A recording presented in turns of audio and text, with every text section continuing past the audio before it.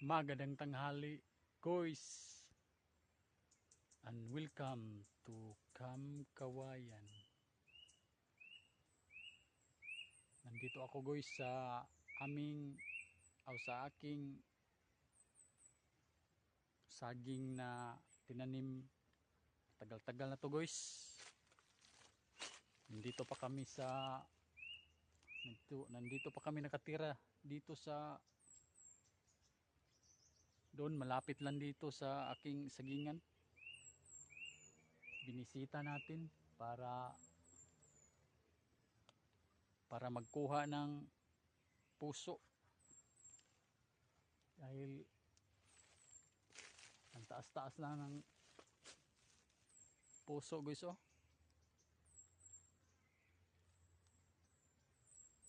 Kunin natin yung puso ba. Ito guys, yung puso na sinasabi ko na kunin natin to para yung bunga niya ba, para lumalaki. Pag hindi to matanggal yung bunga niya ay yung puso niya, medyo hindi to malusog ang kanyang yung bunga ba, pag hindi to makuha yung puso niya.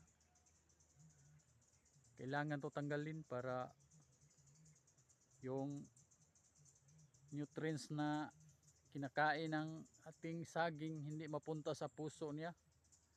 Kaya kunin natin to, ito, tapos ito kuhain. Yung isa maliit dahil yung puno niya bago pa nalinis.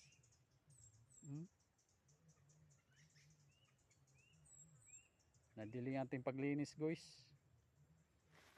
Maliit lang to guys dahil hindi natin na alagaan dahil malayo dito. Yung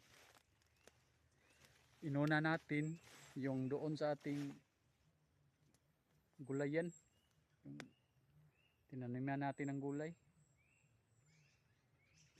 Oo, masukal dito guys, hindi natin na kuhaan ng damo. Pero pag natapos na ako doon, nandito pa mga tundan ko guys. Ito mayroon ng mga tanim doon pero wala na, malalaki ng mga puno. Hindi natin na alagaan dahil sa malayo ang lugar dito, mga 8 kilometers siguro doon sa aming tinatirahan ngayon. Pero noon doon kami nakatira dyan, mga 1 kilometer out siguro, doon sa unahan lang.